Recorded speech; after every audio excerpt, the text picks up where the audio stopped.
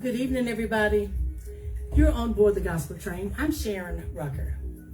It is time for Let's Talk. And what we do out here is we just kind of talk about things that are happening in our communities, things that are happening in our world. We just try to be relevant, everybody. Please join us. Those of you that are coming on to Facebook, all you got to do is click like, click share, put this on your walls. Hey, Jimmy. Those of you that are coming on, please help me. All you got to do is click like, click share. That's all you got to do, everybody. Those of you on Facebook, there are a lot of you, on my site, there are a lot of you already out there. Thank you all. Now, those of you that are already on SharonRucker.com, here's what you got to do. You got to send an email, send a text, pick up your phones, call somebody. Speaking of phones, everybody, I don't know if you all are aware of this in Tennessee, but guess what? I think by the end of this month, you will have to start dialing 865 before you will be able to make a telephone call. Did y'all know that? I got an email from my telephone provider, my Comcast. I have my landline through Comcast, and I have my our mobiles are through Verizon. Verizon sent me something, everybody, and Comcast. So I'm just telling you all. Those of you in Tennessee, you will have to, Jimmy says it's going to be nationwide, so it's not just Tennessee, it's nationwide. You will have to dial 865 and then the number you're dialing. And of course, if you're dialing long distance, you still have to put a 1 in front of it if it's not in your state. But this takes place, I'm not sure if it's next week, everybody. It may be at the end of this month, but don't forget. In other words, all of your contacts that we're so used to just dialing that 7-digit number, you're going to have to put 865 in front of it. What I have started doing, when I add new contacts, I go on to put the number in front of it, the area code in front of it. You all might want to try that to save yourselves a lot of time. But I have a lot of contacts, Jimmy. I am not going to, I got hundreds of contacts in my phone. I am not about to do that to every one of them. What I'm going to do every time I have to call somebody, I'll fix it. Okay? That's how I'm going to do mine. 5 minutes after the hour of 6, everybody. Now, I am short of a co-host today. Dewey had to attend a meeting tonight, an important meeting about something that's going to be happening here in Knoxville. So he called me and told me he wouldn't be able to be on tonight. So it'd just be Deborah and myself. I'm always inviting co-hosts. So anybody that would like to co-host with us this afternoon, and we just talk about what's going on. That's all we talk about. So you don't have to be afraid. If you'd like to co-host with us, let me know and I'll post a number for you and you can get on with us. Give me about a minute, everybody, and we'll get started. Again, Deborah should be calling in shortly. It's 5 minutes after the hour of 6. Thank you all so much. Those of you that are already out here and watching, Deborah's already here. So Deborah, I know you can hear me because I have the microphone open. Give me about 30 seconds and we'll get started. Thank you all for joining us. All right, everybody, Deborah's already out there. Dewey will not be on tonight. He said he had a meeting, something to be on tonight, but he'll be back next week, guys. Guys, my phone went out for just a split second and said it was trying to reconnect. I think we're okay because I can see you all still out there, so I think we're okay. Hang on, let me pull up something a lady just sent me that I thought was very good to start with tonight. Just a second. Let me find it, everybody. Hang on, everybody. Just a minute.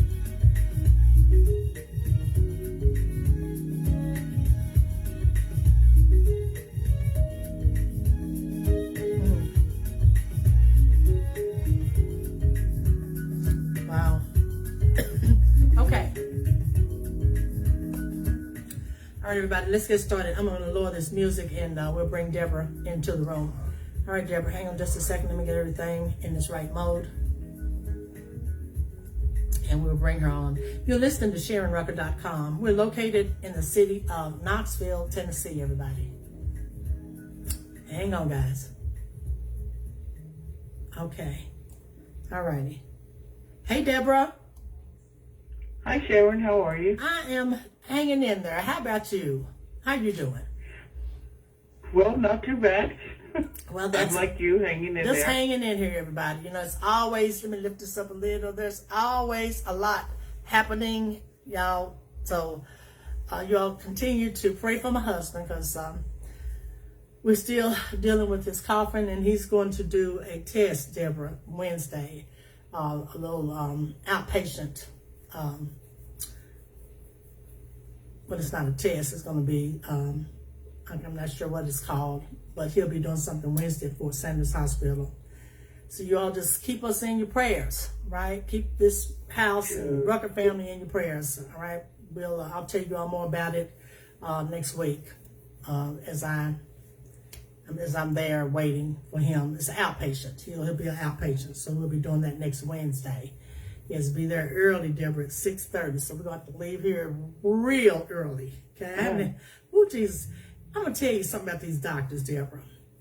They have the patients come at 6:30 in the morning. Sometimes they don't even get there till like 8 o'clock. Why do they do that? Why? I don't know. Maybe they give you time to fill out paperwork. Well, for prep. Well, yeah, I know they have to It's going to prep be a it. procedure. Right, but Jesus Christ, Deborah, 6:30? Oh, Lord. It's early, everybody. Again. It is, isn't it? Yes, 6:30 in the morning. Deborah, a lady just sent me something. Let's just get started here that I thought was something good to start with, guys. Listen to this. A fully vaccinated 21-year-old student has died of COVID-19. It says this 21-year-old student, whose family said he had been fully vaccinated against COVID-19, died of respiratory infection Monday. He was a senior studying exercise and sports science at the University of Georgia, where he made the dean's list. Very smart student. What in the world do you think could have happened? How could he have been fully vaccinated, Deborah, and die of COVID? How did that happen, everybody? I mean, I guess I'm just kind of overwhelmed sometimes when I hear these things because, you know, I know that the vaccinations are working and I know that they're helping us. But it just blows my mind when I hear something like this. And he was 21 years old. He's so young. Fully vaccinated. Died of a respiratory infection. So what could have happened, Deborah? Well, we have seen that there have been breakthrough infections. It's not unheard of. I mean, we've seen numerous cases. I mean, relative to the number of people who are unvaccinated getting COVID, it's small, but it's not impossible. That's true. It's actually quite possible. And it just goes to show that you have to get your vaccine, but then also still do your due diligence and social distance and still practice wearing masks and washing hands and all the things we did before. The vaccine just reduces your chances of getting seriously ill, but it doesn't prevent it from ever happening. That's true. There are people who have gotten the vaccine, did everything that they should have done, and still get COVID. So you have to still do the same thing, but you have a level of protection. I mean, in some ways, it's like the influenza, the regular flu, whereas the efficacy rate is about, I think, about 70%. And so that means that 30% of the people who get the flu shot still get the flu, but it reduces your chances of dying from the flu.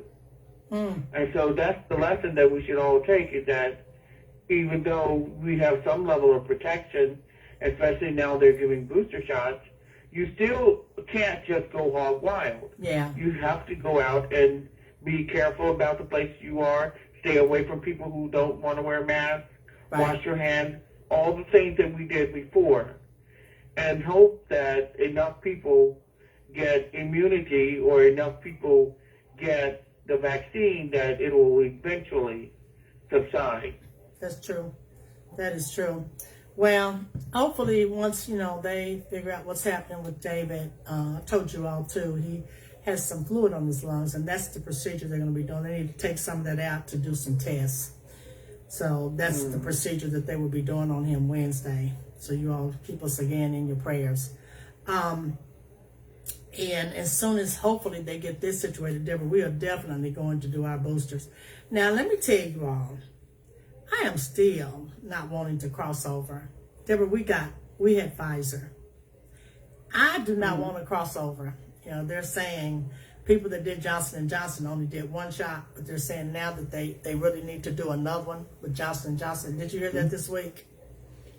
Yes, Yeah. they got approval for booster shot for Johnson & Johnson. Right. But also Moderna, they were advising people get, I believe, 1/2 dosage. I have to check that. But I believe that for the people who took Moderna, they are advocating, or at least the advisory commission advised to get 1/2 dosage booster shot for that one. Why, I don't know. But I think all three of the major ones are shortly going to be out with a booster shot. Now, you see some interesting information. So, like for the J&J, I did see an article, I'll have to find it, that suggested that people who got originally the J&J should get one of the others for their booster shot because they would have a bigger level of protection. So, you know, I was wondering that very same thing. Like, what if you got the J&J and it had lower efficacy rates? Right. You know, when can you get another one? Like, if you wanted to get Pfizer, what would happen? Apparently, some corners, they're suggesting you do just that. Well, I'm hoping, listen, everybody, we're probably going to go and get ours at the, I see now you can get them anywhere. Walmart is giving them, for those of you, now everybody, you all know right now, you cannot get a booster if you're not 65. But I'm just saying, those of us that are, I think all of your pharmacies, your local pharmacies, your CVS, Walgreens, Walmart, all of those places are doing boosters. But I'm serious about it. I really hope that and we'll probably go to the health department, I really hope that they will stay with Pfizer with us. I know it's probably not going to be a big deal, Deborah, but mentally, I just kind of want to stay with what they gave me in March, you know? I mean, I'm sure it's not going to be a big deal, everybody, but they still don't know enough about all that's happening. They just don't. And, you know, I think if you took Moderna, then you need to stay with Moderna and vice versa. What you think? Well, certainly if you have Moderna or Pfizer, I think it probably would be best to just stay with those, whichever one you had before, have it again. Right. Because, you know, there's really not been a big problem with those. Yeah. With the Johnson & Johnson, I know that if I had taken the Johnson & Johnson, I'd be looking to get onto one of the other regimens. Now, what did you take, Deborah? What did you take? I took Moderna. Okay. Did you have to get two? Two shots or one? Yes, I got two. Okay. I got two, and then the second one was just in, I believe, June. Okay. So I'm not up for another one, no booster, probably until early next year. Yeah. But the J&J has had problems all along. And although, you know, the health officials have said it's effective, you know, if you have a choice, you know, you want to get the best one you can get. And I'm sorry, but Johnson & Johnson has had one calamity after another with their vaccine. So it's all three available now. It's effective. So to me, Moderna and Pfizer would be good, I would say. But if I had the J&J, I'd be looking to get either Pfizer or Moderna as my booster. Right. And then from then on, get that particular one. Because the reality is that we're probably going to be seeing booster shots for a while. That's right. Even though the public health officials say we cannot boost our way out of the pandemic. That's right. But I don't see anything that's going to change that because, you know, we still only have about 57% of the people are fully vaccinated, and I think 60-something Well, that have at least one shot. well, I did. That's not enough. I did. Excuse me, Deborah. I did a picture this morning, just because I wanted to tell you all what the stats are, and I can tell you exactly. Listen to this. There are 188.7 million fully vaccinated. There are 66 million unvaccinated, and 9.72 million have received a booster since August the 31st. Okay? So listen, everybody. There are still 66 million people in the United States unvaccinated. All right? It's a lot of people, Deborah. I'm telling you. Yeah, we went from 100, we were at 100 million just about a month ago, back in June or July, I believe it was July. We were at 100 million. We have gotten down to 66. But listen, I'm not impressed with that. That is still too many people unvaccinated. 66 million. And speaking of that, everybody, listen to this. I really, really wanted y'all to hear this. Did you all know that people are quitting their jobs?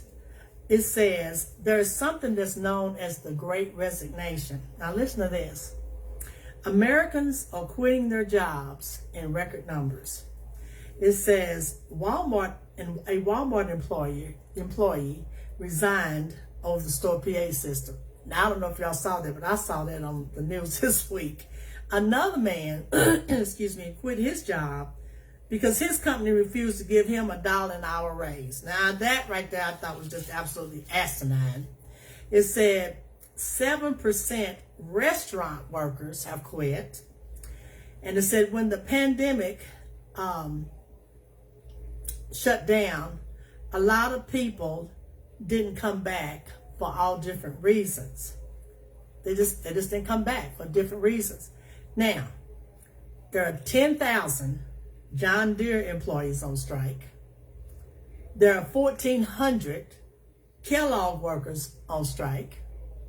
20,000 nurses in California, okay, just voted to go on strike next week. 20,000. Do y'all hear me? 20,000 nurses. They will be going on strike next week in California.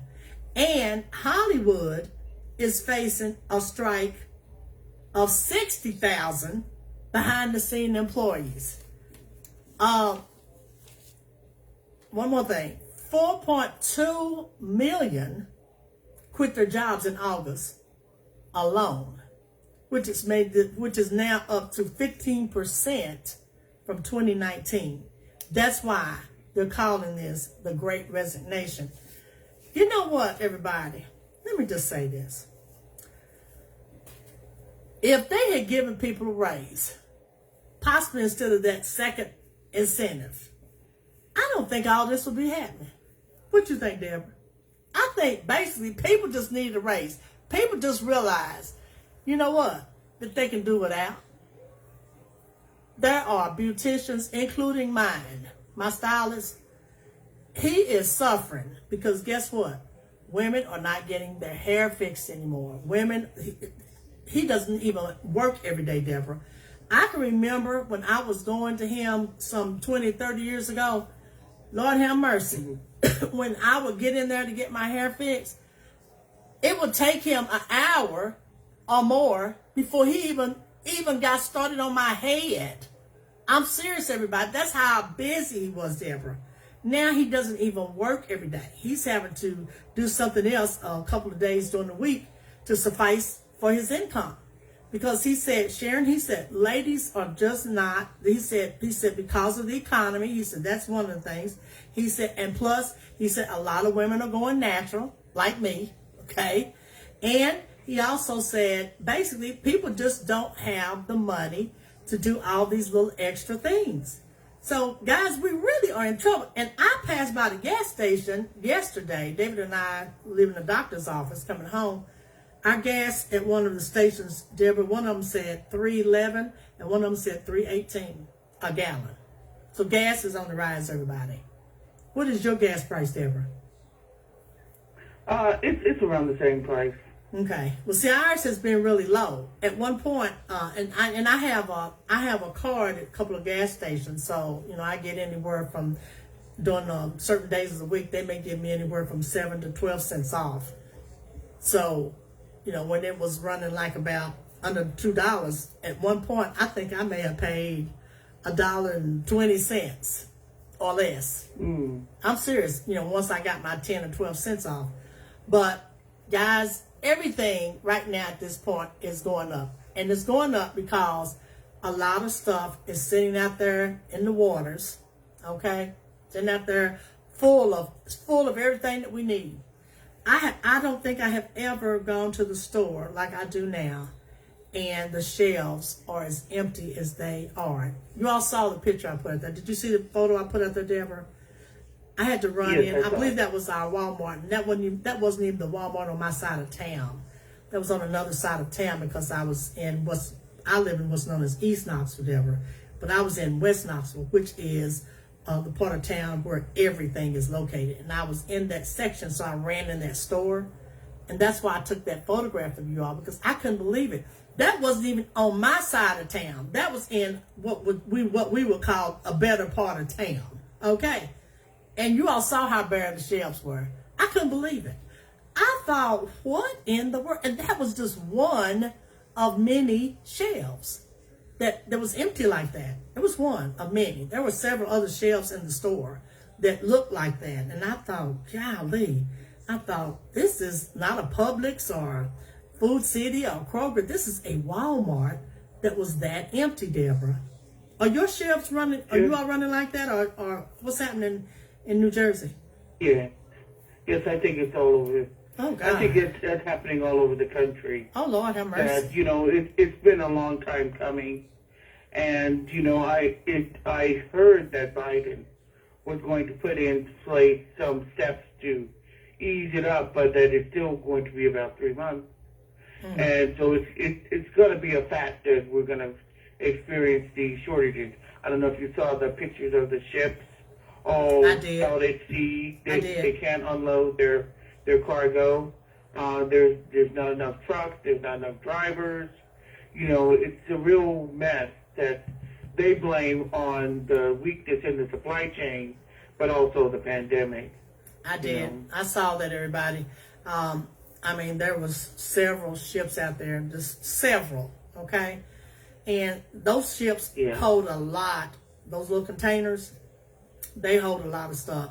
So everything that we need is sitting out there in, where is that, Deborah? Those waters, what is that? It's a port. Is it I a believe port? It's the port of Los Angeles. Okay, well, there were several. And they're huge. So those things, it would take forever to unload probably just one. Okay? Just one. But now, sure. I think, you all know Biden likes to get stuff taken care of. So Deborah, listen to me. In probably about another week or so, watch and see what happens. Now, he don't play. You see how he cleaned up Texas.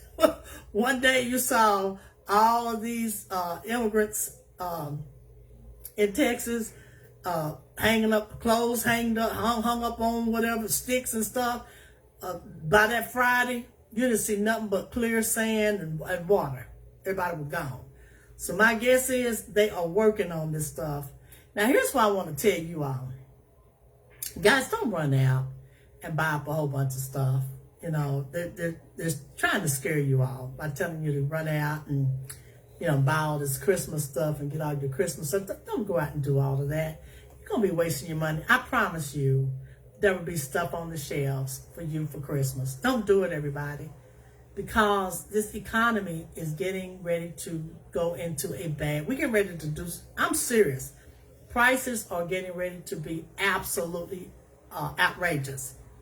Don't spend all your money. They're scaring people. Someplace this week, they have already sold out their toys. They had no toys. And I'm thinking, golly, this is just October.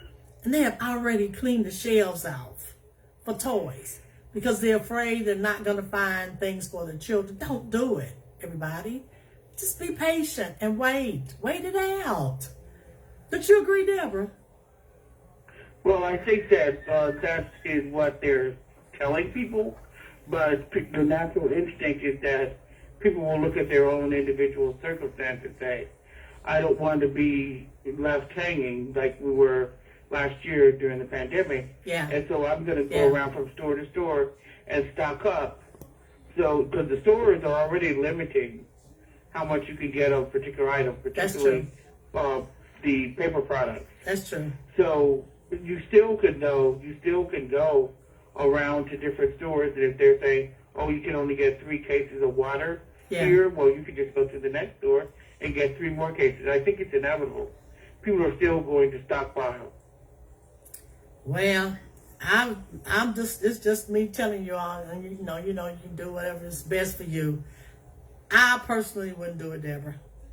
I just wouldn't do it. I would not stock up on all this stuff. You know, some store was saying that they were running out of toilet paper, and y'all know what we went through with that. So please don't y'all start running and hoarding up the toilet paper. Good Lord. Because I remember what it was like going to the store. Every store I went to when we were really going through this pandemic, Deborah, you could not find toilet paper. And if you did, they would let you get one big old roll. And that was it. That's all you could get. Couldn't find alcohol. I used that witch hazel. Couldn't find it nowhere. So I hope we don't. I hope we're not headed. Yeah, I hope we're not headed back there. I mean, that's what I'm saying. Well, I think it's inevitable. At least in the next couple of months, we're going to see shelves empty, and with the holidays coming up, you know, people are going to be going to get supplies, and they don't want to run out during the holidays. And so I just think it's just natural human instinct is to stockpile if you have the money to stockpile. And, you know, I'm just trying to be realistic. That's what people are going to do, especially since this has been going on for the last month or two, where it's been gradually seeping into the news that there was the stock is low. And once it became widely disseminated in the media, you'll see people start to run raids on the stores, just like they did last year. I don't think there's any way you could avoid that, because they can say don't raid the stores, you're going to make it worse. Yeah. But just like people won't go and get shots when they make the situation worse for everybody by not getting their vaccination, they're going to think, oh, well, I'm not going to be left out in the cold. Yeah. I'm going to go and get whatever products I can get, and so it won't affect me. Right, you know. right. Let me ask you, Deborah, let's change the subject. I saw something that came across my email, everybody, about Steve Bannon refusing to testify concerning the January 6th riot. Now, I agree with President Biden.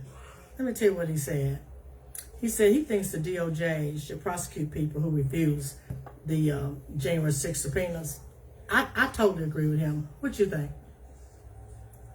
Well, I've long thought that they should use every power that they have to bring these people who were responsible for the insurrection to justice. They are not doing that up till now. I don't know if they're going to do it. But, you know, to have somebody like Steve Bannon, who's been arrested and then he was let out because of COVID. Right. And, you know, they are asking him to come and testify.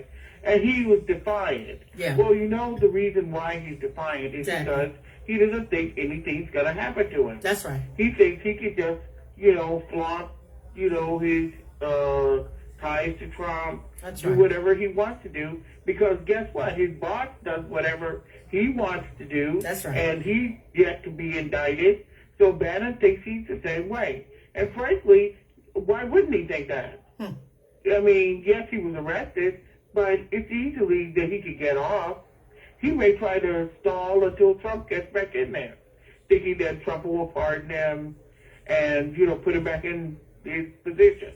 So until the Democrats, because, you know, let's be real, the Republicans have no interest in prosecuting the ones of the insurrection, even though their lives were in danger too. You know, they're sycophants and they're not going to do anything. So it's really only one functioning party, that should be invested in finding out the truth of what happened and punishing those who did it. The more prominence you had, the more you should get jail time. The more jail time you should get. And so I think the Democrats should stop begging. Stop begging these people to come up to testify. They have rules and they have policies in place to force people to testify. If you don't testify, you're in contempt and you get arrested and put in jail. Right. And stop playing around with these people. They're not going to cooperate because why should they? They know if they get up there and they say something incriminating, it could hurt them. That's true. So if nothing's going to happen, if they refuse, why should they act right? They won't. And he's not acting right. Let me ask you, do you think they're going to still make Trump do a deposition? You know, they're saying, no. Why not?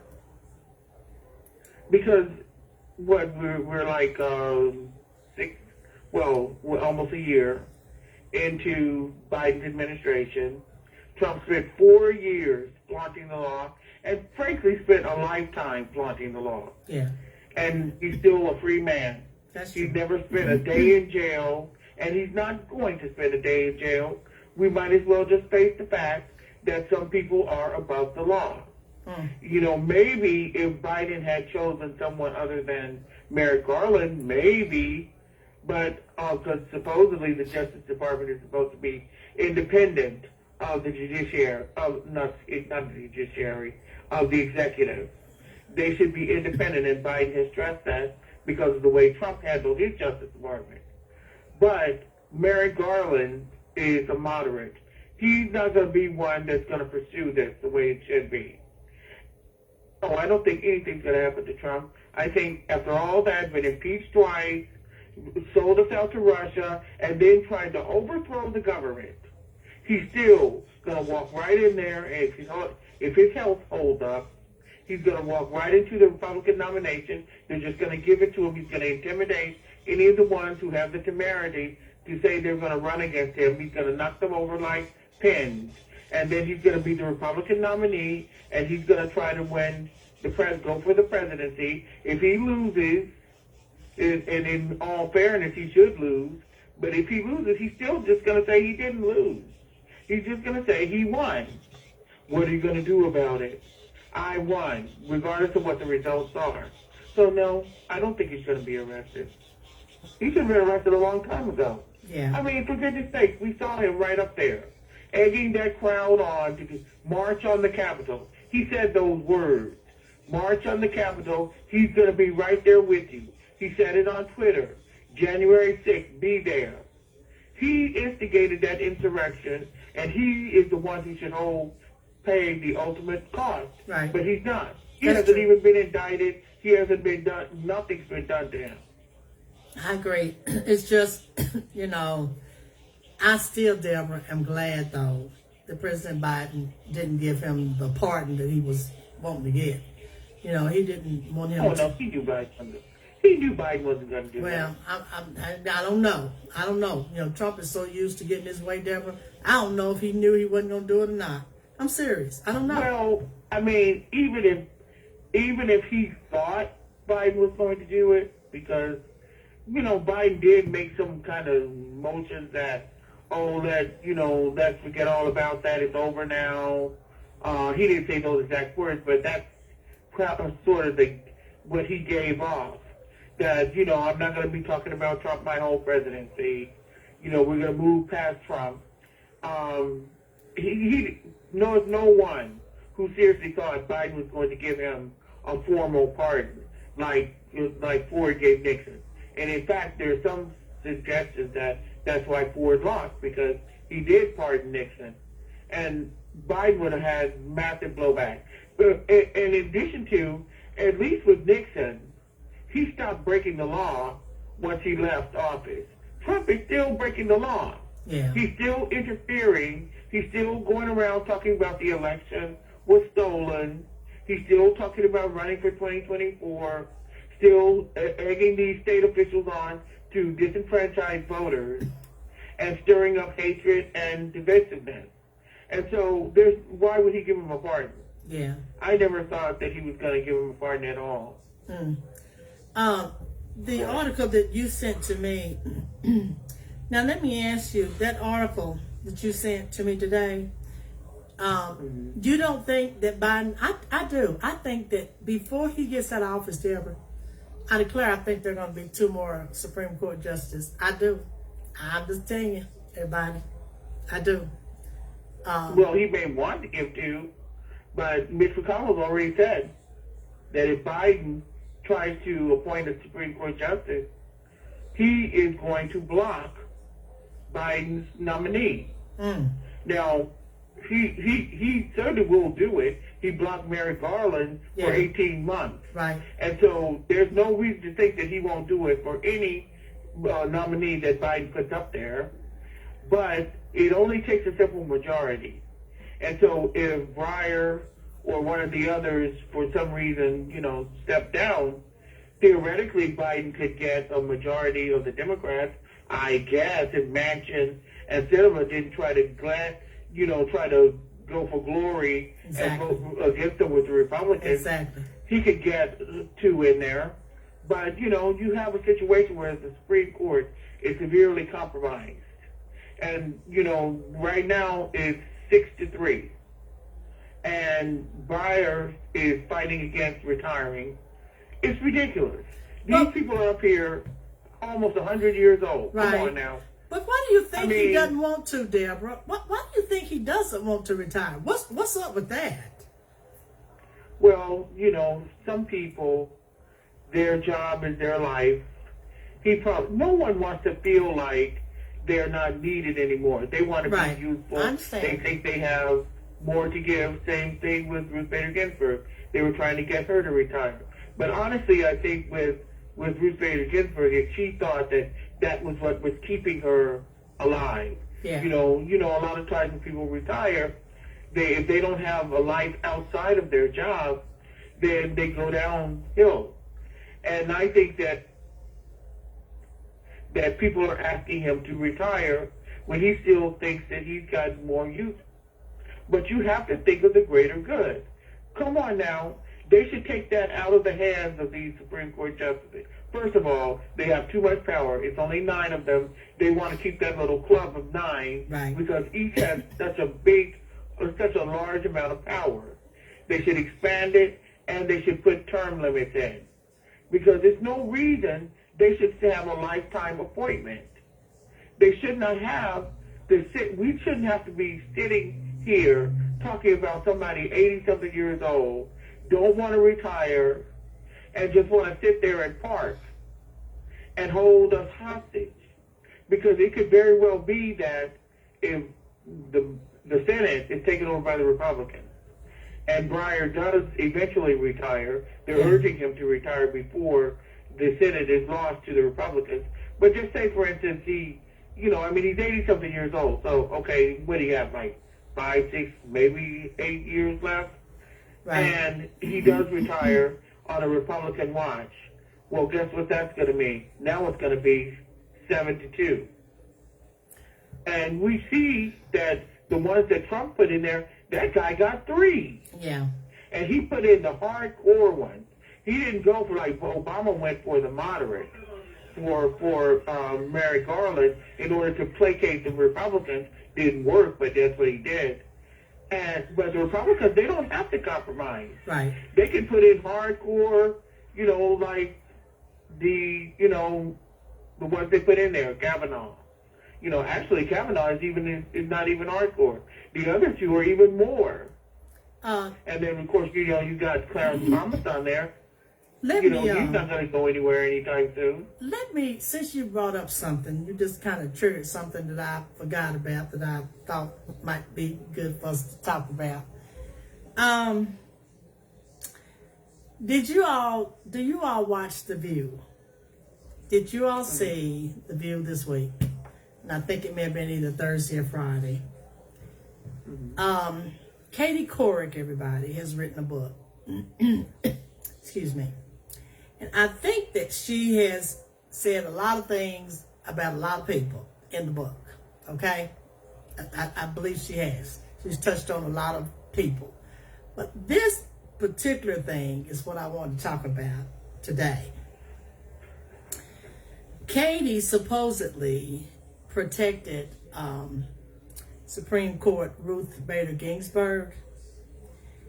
Did you hear about that, Deborah? Yes, yes, I Okay. heard. It says she protected the late Supreme Court Justice from something she said.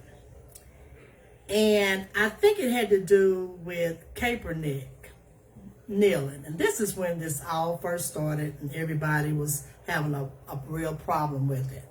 Because I'm going to give you my opinion on it, okay? But this is what she said. She said, I think it's really dumb of them. She said, would I arrest them for doing it? No. And some of the ladies, including Sonny, had a real problem with it. Some of the ladies kind of, include Anna. And I am just beginning to really care for Anna these days. I tell you, I really like her and appreciate how she can get in the middle of conversations. I really like that about Anna.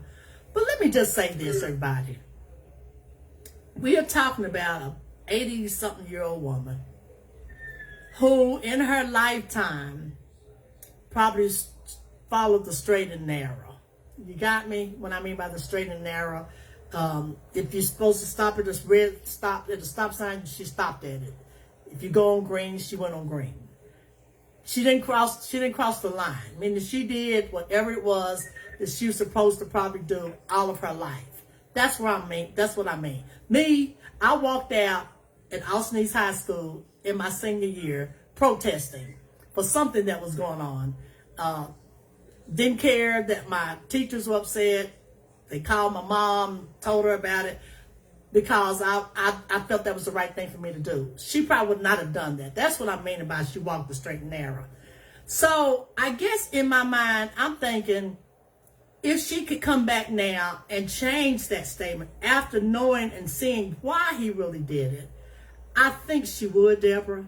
Now, how did you take? Because like I said, Sonny was just really upset over it, you know. And Anna was trying to talk to Sonny in the way that I'm telling you all. I didn't really get that upset about it because of her age and who she was. You know, my mom and I disagree about a lot of things, and it was because of our eras and the time that she came up and how strict things were and how hard it was on her life and how white folk did her. I had a little bit more freedom coming up in my era and was able to march and protest and do things that she couldn't do. Okay, because she was born in 1926, I believe it was. So what I'm saying, I guess I didn't really get angry. I really didn't, everybody. That she made that statement, that she thought it was dumb, that he took a kneel, you know, that he kneeled on, you know, for the what was it, for the anthem. And now we all get it. We all get it now. We know why he did it, and we're glad he did it. We're glad he did it. Now, he has paid a hell of a cost, everybody. He has paid a cost for doing what he did. But I think in the long run, he has opened our eyes. Okay? But let me just ask you, what do you think, Deborah? How did you feel about that when you listened to that?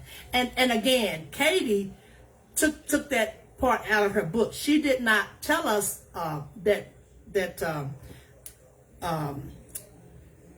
Ruth Gang, what's her name? What was her name? Sorry, Ginsburg. She didn't share that. She cut that part of the interview out. She didn't share that part. She's only sharing it now. 5 years later? Okay? She didn't share that because I guess she knew the controversy that it was going to bring on with Supreme Court Justice Ginsburg. She knew it, so she spared her is what she was doing. But what how do you feel, Deborah? How do you feel about what she said? Did it upset you? Well, there's 2 points. Okay, the first, I'll start with Katie. Okay, the reason why people were upset with Katie Couric is because she's a journalist. Yeah. It's not her job to edit out the truth. Ruth Bader Ginsburg said the words. Okay. It's disrespectful to the reader and to the public for her to decide what we should know and what we shouldn't know.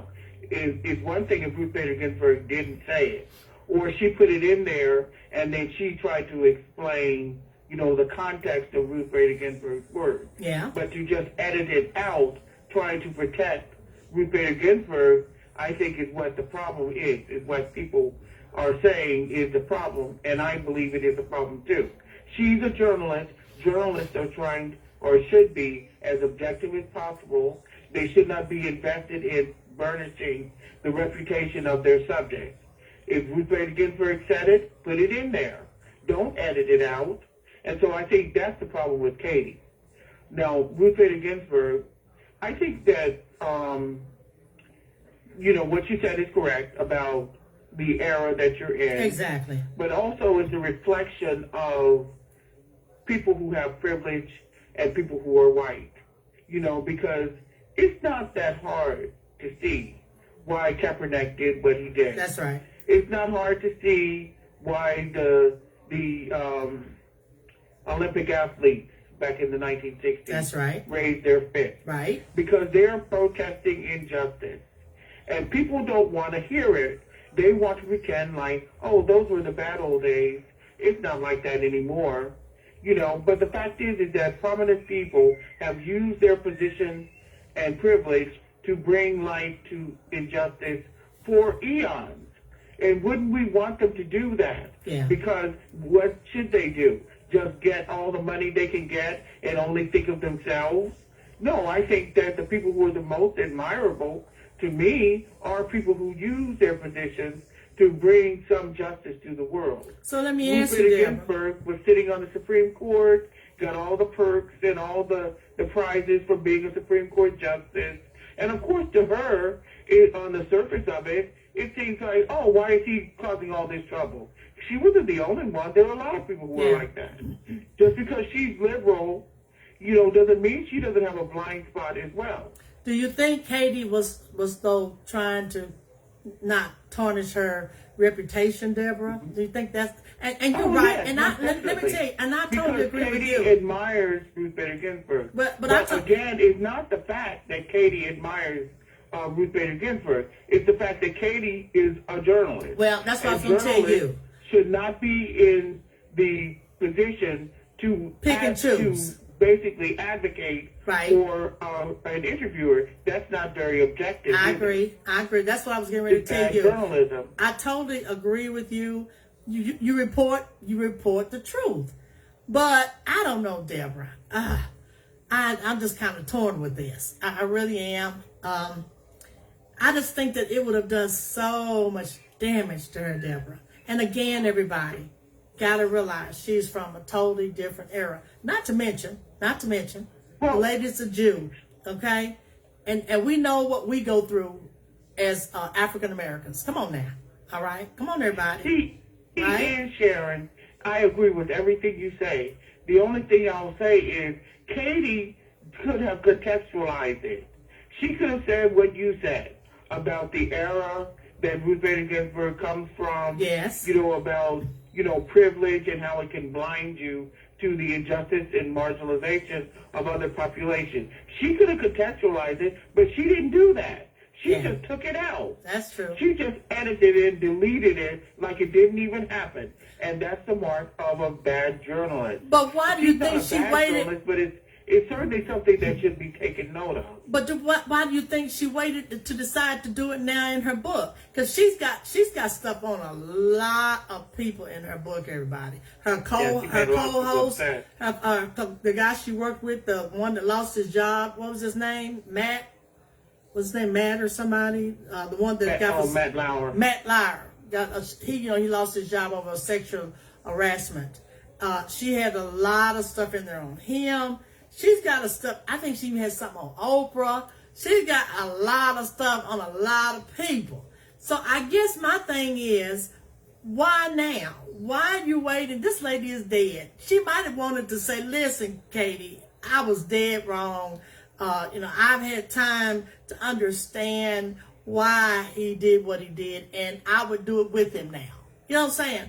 I don't like the fact. No one is perfect. Well, I know. No one is perfect. But it reminds me of I don't know if you remember or not, back in the late 90s, Ralph Abernathy, the civil rights advocate, Yes. who marched with Martin Luther King, wrote his book about their days in the civil rights movement.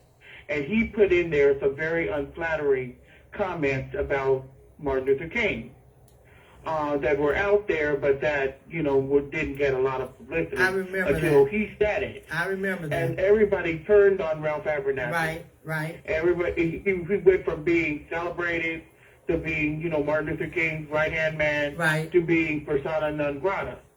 And because people don't want to hear about their heroes. That's true. But what makes a hero relatable is that they're human. They're human just like everybody else. That's right, everybody. They're not perfect. She's right. Who wants to deal with somebody who's perfect?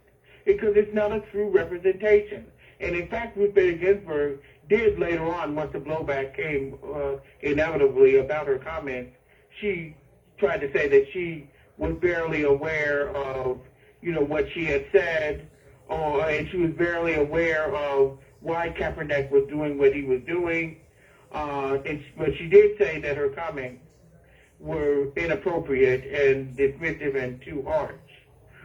She said she should have just not said anything. Yeah. Which is probably true, but that still does not negate the fact that those were her true feelings at the moment. It was a knee-jerk reaction, but we shouldn't expect Ruth Bader Ginsburg or anybody to be perfect. People will misspeak, people will say their minds and then change their minds. And I'm sure that if she had really went a deep dive into the reasons why Kaepernick was doing what he was doing and the reason why Black Lives Matter and others were supporting him, I'm sure she would have come around. Yeah. She just said something that's off the top of her head that was based on her privilege as a white woman living in white world and living on the Supreme Court and having, privilege. And yeah, she shouldn't have said it, but the problem is that Katie decided for all of us, oh, well, I'm just going to take that out. And it came back to bite her. Well, she shouldn't have taken it out. I agree. In fact, like I said, a journalist really is supposed to report the truth, okay?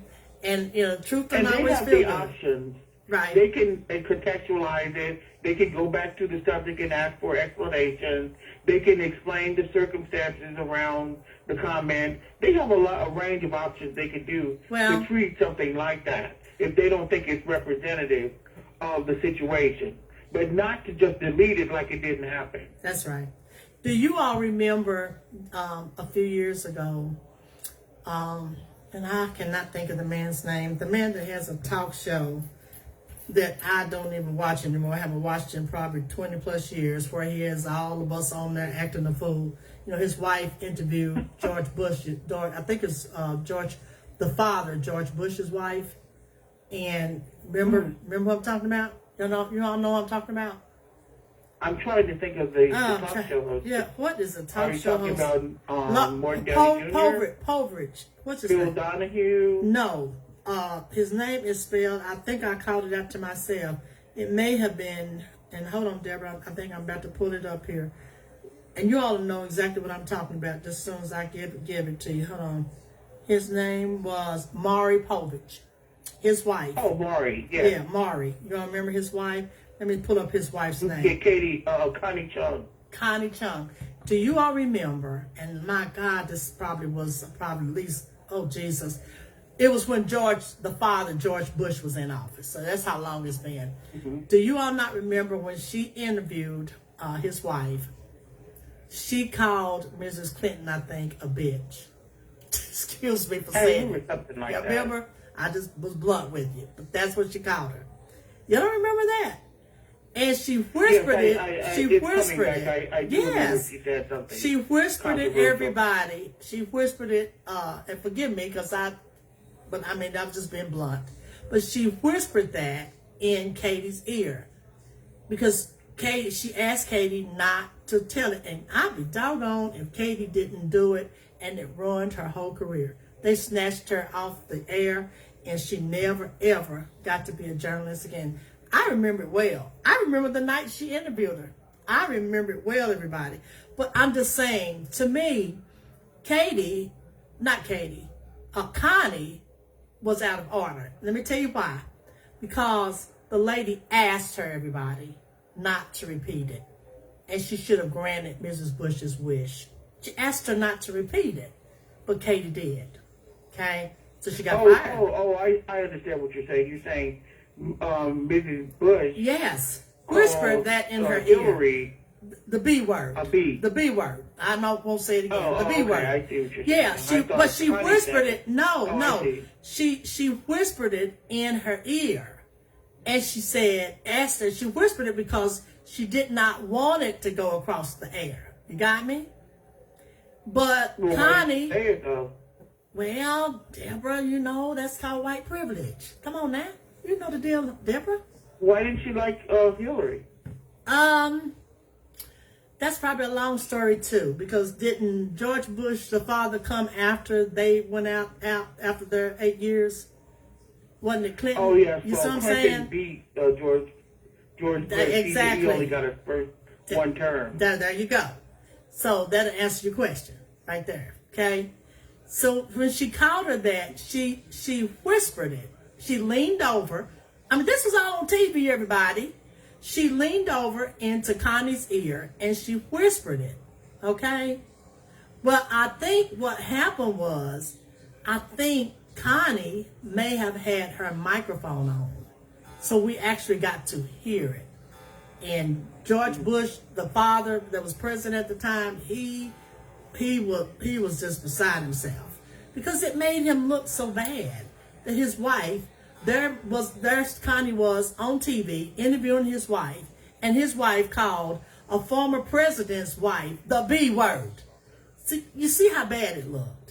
Okay, and we're talking about at a time before Donald Trump came in office and was beginning to call people all the names. See, right now Donald Trump has us in a state of mind where people don't care what they say or how they talk to you. I think it's a little bit better, but all these people now in the Senate and the House of Representatives, particularly Republicans, they have this attitude now because of the 4 years that they were up under Donald Trump. You got me, everybody? But Mrs. Bush's time and era, that was embarrassing for her, Deborah, to have called a former president's wife the B word. Okay? That was just totally embarrassing. They said she was so embarrassed over that. So Connie lost her whole career over that. She lost her whole career. They literally, I think, snatched her off probably that same week. She was done. She was doing the 6:30 whenever the news was coming on at the time. It may have been coming on at 6. She had made it to the 6 o'clock anchor. The woman had it going on, Deborah, but they snatched her behind off. Okay. She did, but I think with her, she made the mistake of being too ambitious. Maybe. She was trying to outdo everybody, trying to do too much. Maybe so. Trying to use tactics to get PR to say she was a hard hitter, because, it's a competitive industry. Yes. Everybody's jockeying to be, on the Lester Holtz and, yes, that's true. The newsman That's true. or woman of note. And so I think she just stepped out it too far. Her interview tactics were seen more, not like you're hard hitting, but just more like you're just looking for controversy and to step on people in order to get to the top. That's true. Deborah, our time is up. But let me ask you, who was supposed to do Black History? Dewey called. He had an important meeting that he needed to attend tonight. Was it you or was it Dewey? I can do it. Do you have something? It was me. Okay, go ahead, Deborah. Yes, I do. Go ahead. Okay, so this week I wanted to talk about Claudette Colvin. I don't know if you know who she is, but... What's her name again? She was What's her name again? Claudette Colvin. Okay. She was a civil rights activist who before Rosa Parks refused to give up her seat on the bus to a white passenger. Claudette Colvin was arrested and became one of, primary people who brought about Montgomery's segregated bus system to be abolished. She later moved to New York City and became a nurse's aide. But what is interesting about her is that she grew up in Montgomery in a poor neighborhood. She studied hard in school. She earned mostly A's in her class. Everybody thought well of her, and she wanted to be president one day. So one day, in 1955, she was riding home on a city bus after school when a bus driver told her to give up her seat to a white passenger.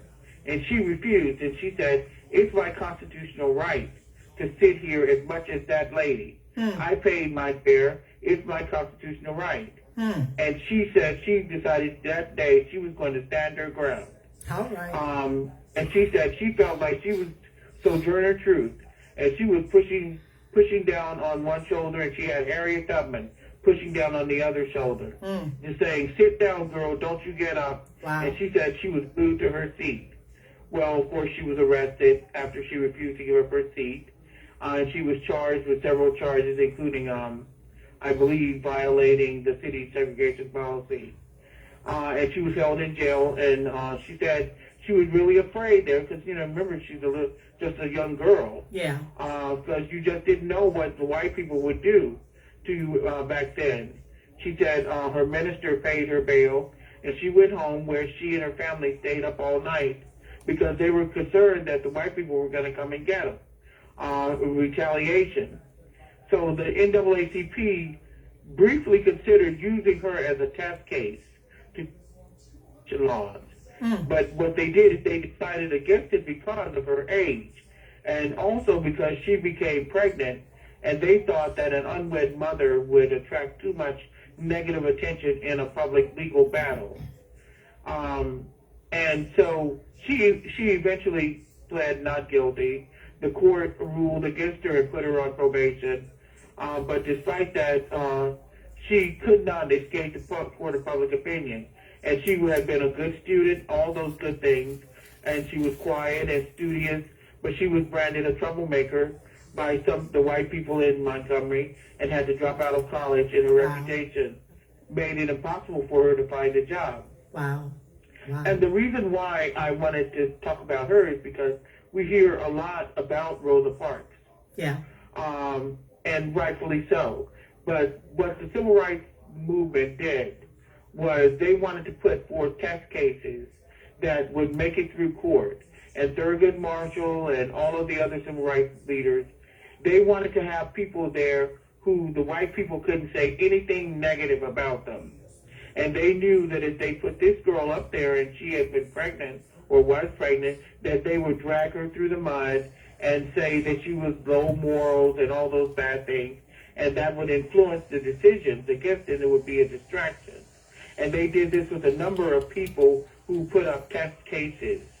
But she was actually the one that they wanted to put up there.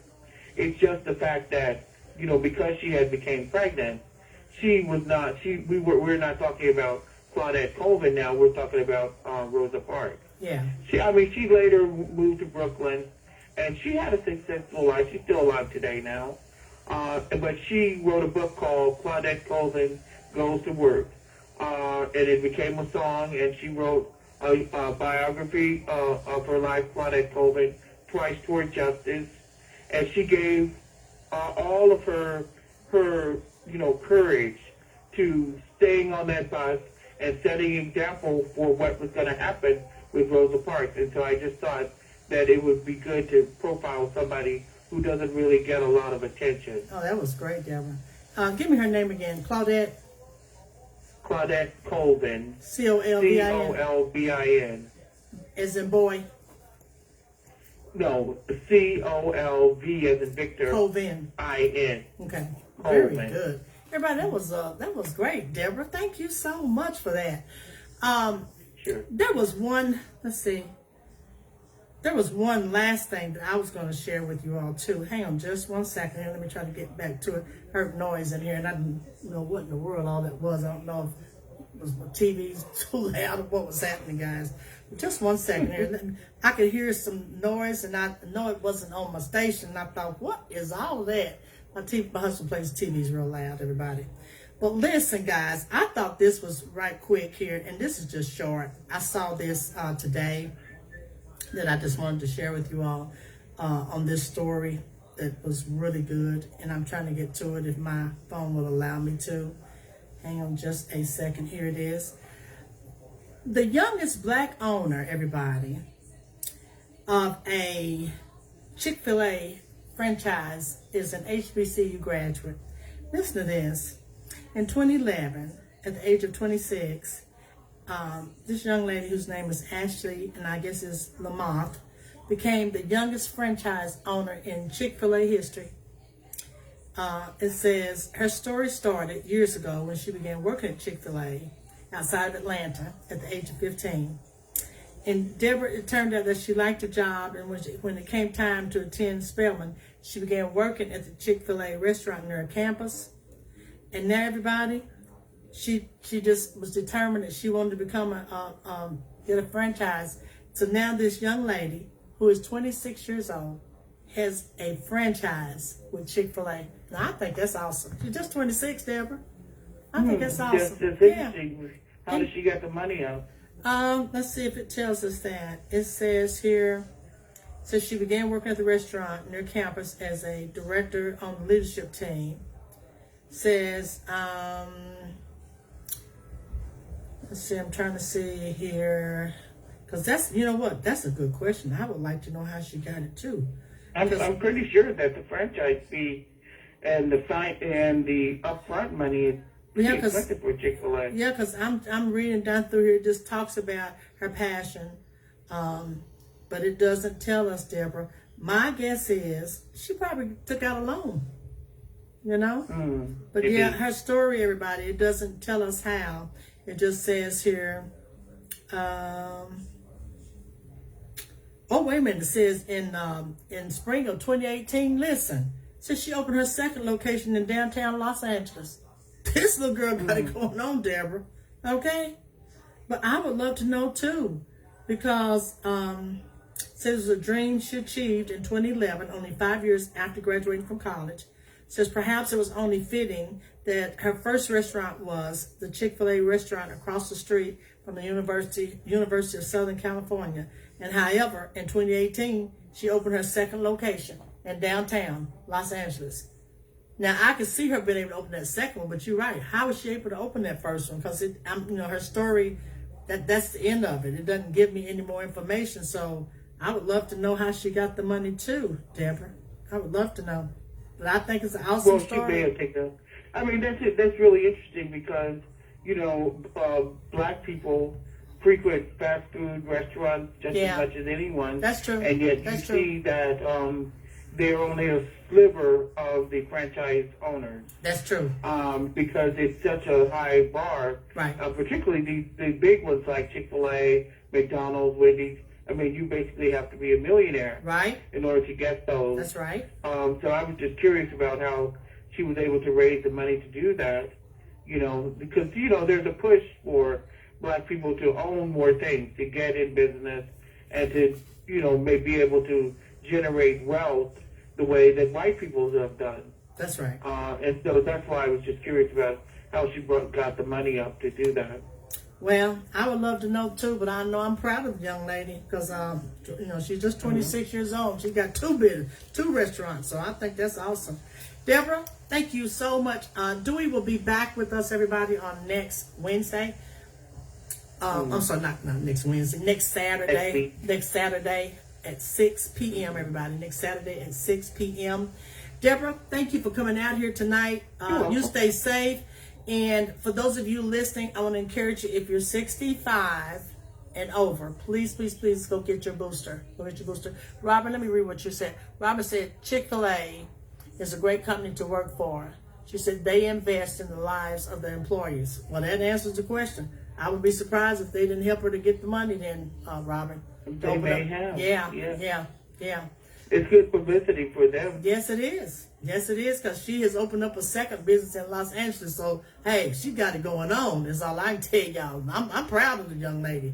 But, Deborah, thank you all so much. And everybody, you all stay safe because, seriously, the sad part about all of us that have been vaccinated, everybody, when you get a story like somebody just sent me, and a lady just sent me a story, and I told you earlier in our show, a young boy died, 21 years old, in Georgia, fully vaccinated from COVID. Fully vaccinated from COVID. So you all be very, very, very careful, even with people with masks on, because we don't know if the people that have a mask on have been vaccinated. Okay, I'm just saying. And I said that to say this. A lot of people that I see that share with me that they're not getting vaccinated, they tell me they're going to wear a mask, Robin. But guess what? They're not getting the vaccinations. Now. Okay, I don't understand. But that's what people have shared with me. I don't get it, but that's what people have shared with me. They're wearing a mask, but they're not getting the shots, Deborah. They're not getting the shots. Know. Okay? That's why I said, don't get up on people. Talk to people from afar. And Robin, thank you. Robin, everybody came by and picked up a CD today. Here's what I want to ask you all to do. I have gotten some more CDs. Buy them and give them for gifts for Christmas. Give them out there $15. You can get them several ways. You can send a check. You can come by here if you live in Knoxville. You can use my cash apps. You can get them several ways. You can call me, text me at 865-310-1616, and I'll give you more information. But they will make really wonderful Christmas gifts, okay? Deborah, thank you so much. I look forward to next Saturday. Whisper prayer for my husband. We will be at Fort Sanders at 6:30 a.m. on Wednesday. I'll tell you all more. Thank you, Deborah. Have a good evening. You're welcome. You too, Sharon. Bye-bye. Right, bye-bye. Everybody, thank you guys so very much. And I will share with you all more. I was telling Robin today, she came by to pick up a CD. David has been having a cough with phlegm, and the doctors are not sure if it's a bad case of pneumonia. He is better, but at the time he did his CAT scan, which was 2 weeks ago, it showed fluid around one of his lungs, and he's going to do an outpatient procedure on Wednesday at 6:30 a.m. So I'm going to post out there that morning after we get him all in and settled. I need y'all to pray with me. Y'all know I believe in the power of prayer. Y'all know that. But, lift him up in prayer, and because God knows, he knows what's best. I've already claimed that he's fixed it in the name of Jesus, because that's just what I do. That's just what I do, everybody. But thank you all, those of you that have already prayed for him. Continue to lift him up. He's not in no pain. He walks around here just like everything is okay. That's what's so crazy about this. I mean, he's not bedridden or anything. But God needs to fix this so that he can be well and better. All right? It is not good to have fluid on our lungs, everybody. That is not a good thing. All right, guys, 15 minutes after the hour of 7, you have been listening to Let's Talk on Sharon Rucker's Gospel Train. I appreciate those of you that are on site. Thank you all so, so very much. Those of you that are out here day and night. And I appreciate all of you that listen to this station.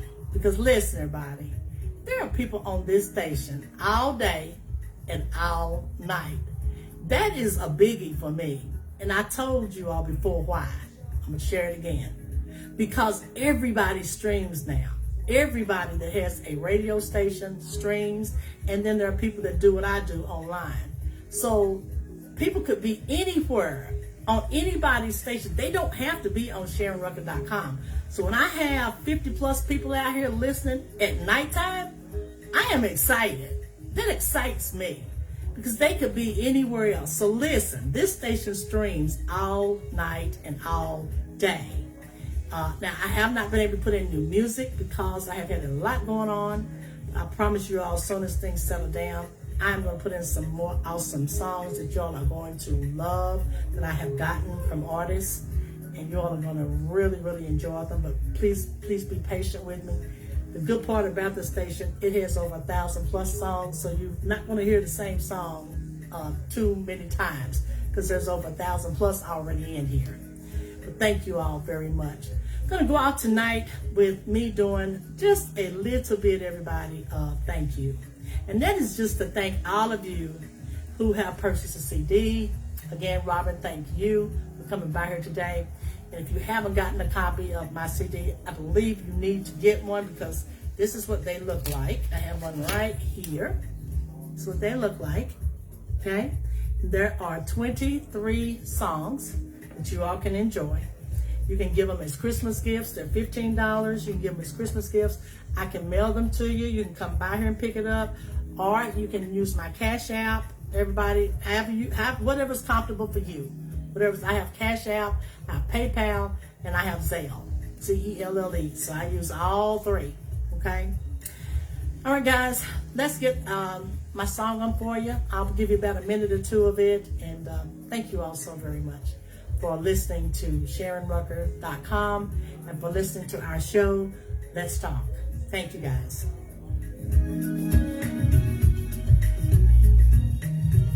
All right, everybody, hang on. Hi, this is Lamar Campbell, and you're listening to my good friend Sharon Rucker on the Gospel Train.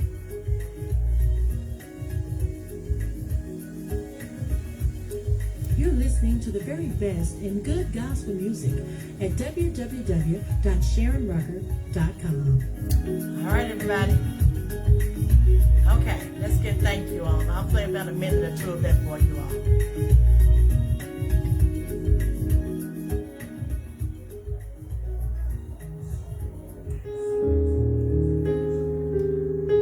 19 minutes after the hour of 7, you have been listening to Let's Talk on Sharon Rucker's Gospel Train. Gonna go out tonight with me doing a song I wrote, everybody, about 15 years ago that simply just says, thank you. Enjoy a couple minutes. Just for waking me up this morning, Lord. Enjoy, everybody. Starting me on my way. Just for putting food on my table, Jesus. Lord, thank you for this day. How you made ways out of no ways. How you supply every one of my needs. Oh, Lord, I thank you.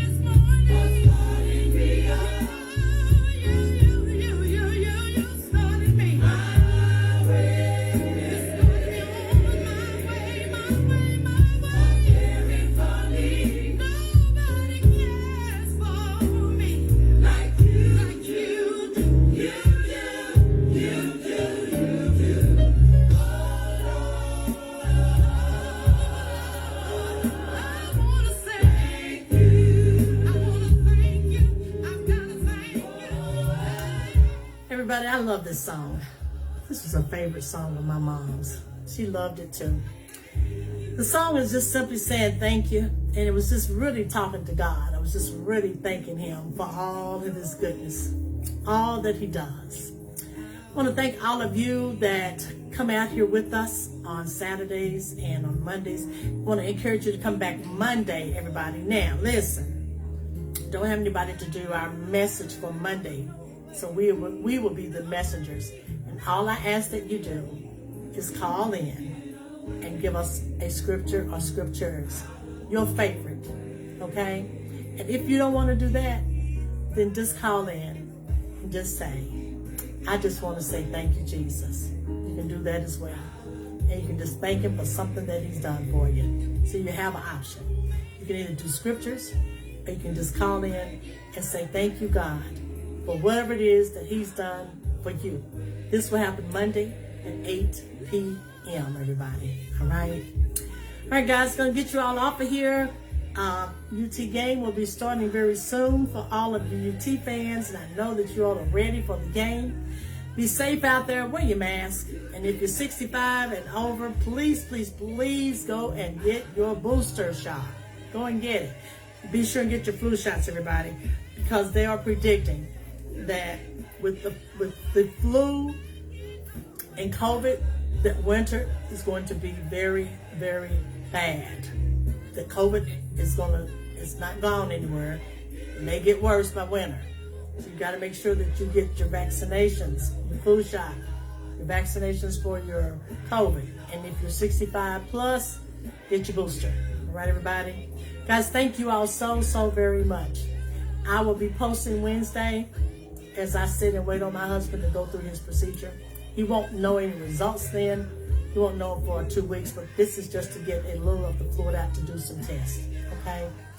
Anytime you put somebody under, I always ask for prayer because, there's no guarantee that you're going to wake up. That's why I always ask you all to pray for us when we go through things here at this house, all right? Because I know the power of it. I just know the power of prayer. God bless all of you. Be safe out there, everybody. Be safe. And just know that we still serve a God that is a healer. He is. He's still in the healing business. He's still in control, and he's still got our backs. And for this we say, thank you, God. Good night, everybody. God bless all of you. Have a wonderful rest of the weekend, and stay safe. Good night.